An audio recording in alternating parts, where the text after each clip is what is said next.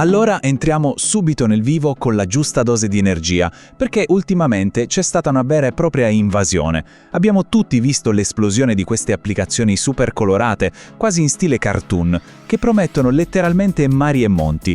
L'idea di fondo è geniale a prima vista, fare soldi semplicemente camminando. È il fascino del cosiddetto move to earn, letteralmente muoviti per guadagnare, un concetto che sulla carta sembra la svolta della vita. Ma è davvero tutto oro quel che luccica? In questo approfondimento smonteremo pezzo per pezzo i meccanismi di queste app per scoprire cosa c'è davvero nascosto dietro le quinte. Questa settimana ho pagato la spesa semplicemente camminando. Quante volte è capitato di incrociare una frase del genere scorrendo i social? Su TikTok è pieno di creator super entusiasti che sventolano i loro schermi promuovendo queste app a chi magari in buona fede è alla ricerca di un guadagno extra senza troppi sforzi. Viene venduto come il lavoretto secondario definitivo. Insomma, l'affare del secolo per chiunque sia in grado di mettere un piede davanti all'altro. E se andiamo a curiosare negli store digitali, le grafiche sono altrettanto ipnotiche. App come Macadam usano queste illustrazioni pop vivacissime per sparare slogan che colpiscono dritti alla pancia. Step up, cash in. Regalano l'illusione fantastica di potersi costruire una piccola indipendenza economica, promettendo bonifici su PayPal o buoni Amazon, il tutto in cambio di una banalissima passeggiata fino al supermercato. Sembra un sogno, no? Bam! Doccia fredda, 0,03 euro, 3 centesimi. Teniamo bene a mente questo numerino perché è la stima reale, calcolatrice alla mano, della retribuzione oraria di chi usa attivamente queste applicazioni. 3 miseri centesimi all'ora. È un dato che gela l'entusiasmo in un secondo e che fa decisamente riflettere prima di pensare di immollare tutto per vivere di sole passeggiate. E questo ci porta alla sezione 1, il sogno dei passi pagati. Mettiamo subito a confronto il marketing scintillante che abbiamo appena visto con la crudissima realtà dei fatti, soprattutto per mettere in guardia chi magari ci stava facendo un pensierino. L'assurdità di tutta questa faccenda è racchiusa qui. Da una parte abbiamo lo slogan che fa sognare in grande, ma dall'altra ci sono i numeri veri. Per riuscire a mettere insieme 15 euro è necessario camminare, in media, per 6 lunghi mesi.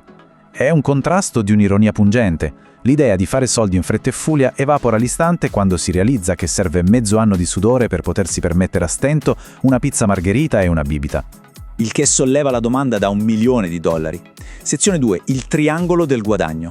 Se la retribuzione per chi suda camminando è di soli 3 centesimi all'ora, come fanno queste aziende non solo a stare in piedi, ma a fare profitti d'oro? Alziamo il sipario e sveliamo il vero modello di business dietro a tutto questo.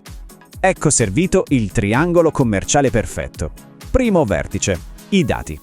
L'app si aggancia ai sensori dello smartphone per tracciare ogni singola abitudine di movimento, informazioni che per il marketing di prossimità valgono letteralmente una fortuna. Secondo, la tassa dell'attenzione. Già, perché per trasformare magicamente i passi in monetine virtuali tocca assorbirsi video pubblicitari da 30 secondi. Terzo, i sondaggi retribuiti, spinti ossessivamente per accelerare una raccolta punti altrimenti agonizzante. Insomma, l'amara verità è che l'app non ci paga per i passi, ci lancia le briciole dei suoi giganteschi introiti pubblicitari. Ed è assolutamente vitale ricordare una delle regole d'oro e più antiche di Internet. Se un servizio è gratuito, il prodotto in vendita siamo noi. O meglio, il tempo, i preziosissimi dati di localizzazione impacchettati per le aziende e soprattutto l'attenzione rimasta incollata agli schermi durante quegli interminabili spot. Questo è ciò che viene monetizzato per davvero. Passiamo alla sezione 3, intitolata, e non a caso, La maratona per un caffè. Addentriamoci nella matematica brutale che serve per raggiungere la famosa soglia minima di prelievo, che di solito si aggira attorno ai 15 o 20 euro. Le tempistiche di questa maratona sono roba da matti. Giorno 1, download dell'app, si parte carichi di speranza. Mese 3, ci si ritrova ad aver guardato qualcosa come 500 pubblicità e si è a malapena a metà dell'opera.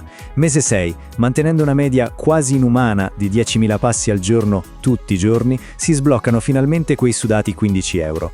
L'investimento di tempo è talmente sproporzionato da risultare estenuante se paragonato al bottino finale.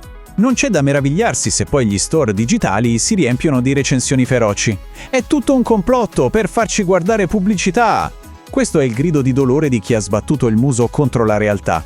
È la naturalissima disillusione di chi si aspettava un lavoretto facile e invece si è ritrovato a fare da ingranaggio in una macchina progettata unicamente per macinare visualizzazioni di banner, non certo per premiare la forma fisica. Ma il brutto deve ancora venire. Perché proprio quando si ha l'illusione di essere un millimetro dal traguardo, entra in gioco un fattore psicologico spietato. Sezione 4. L'effetto tapis roulant. Chiamiamo questo diabolico fenomeno effetto tapis roulant. È quella trappola subdola per cui, man mano che ci si avvicina alla meta, il traguardo sembra allontanarsi. L'app, misteriosamente e senza preavviso, decide di abbassare il valore di conversione dei passi, oppure alza i requisiti minimi, costringendo a sorbirsi ancora più pubblicità. Ci si impegna, si fatica sudando 7 camicie, ma alla fine si rimane piantati nello stesso punto. Come su un tapis roulant, appunto. E il logoramento è matematico. All'inizio dell'avventura l'app è generosa, il valore dei passi è altissimo ed è super incoraggiante.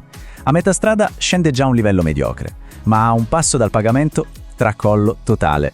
Il valore crolla, lo sforzo richiesto per racimolare l'ultimo centesimo si decuplica, mentre la ricompensa finanziaria sprofonda vertiginosamente verso il nulla. Il che ci spalanca le porte dell'ultima fondamentale avvertenza di questa analisi. Sezione 5. Il vero costo nascosto. Già, perché oltre all'infinita pazienza ci sono delle spese letterali, fisiche, a cui nessuno pensa mai all'inizio. Proviamo a fare i conti in tasca allo smartphone. Il GPS che traccia tutto costantemente in background massacra la batteria, accorciandone la vita. Poi ci sono i giga. Caricare video pubblicitari pesantissimi in 4G o 5G consuma una montagna di dati mobili. E vogliamo parlare del tempo buttato via ad aspettare che si chiuda il banner? Se prendiamo i famosi 15 euro guadagnati in 6 mesi e ci togliamo questi costi collaterali, il margine di profitto vero rasenta lo zero assoluto. Stringi, il messaggio da portare a casa è questo. Camminare fa un gran bene, è un bonus preziosissimo per la nostra salute, ma scordiamoci che possa mai diventare uno stipendio. Se l'obiettivo è scaricare l'app, lasciarla nel dimenticatorio in background e, tra 6 mesi o un anno, ritrovarsi con una pizza pagata come premio per aver fatto una vita attiva, allora fantastico, perché no? Ma per chi sogna il guadagno facile, magari svoltando economicamente, l'idea di affidarsi a questi strumenti è pura fantascienza. E allora, per chiudere, lasciamo in sospeso un tarlo un po' cinico su cui riflettere. La strada per la ricchezza passa davvero per un contapassi? Alla luce dei dati che abbiamo visto, la risposta è un gigantesco forse, ma arricchisce in modo esclusivo solo chi quell'app l'ha inventata. Camminare per star bene è sacrosanto, ma facciamolo tenendo gli occhi aperti, e i piedi, mai metafora fu più azzeccata, ben piantati per terra. Grazie per aver seguito questo approfondimento.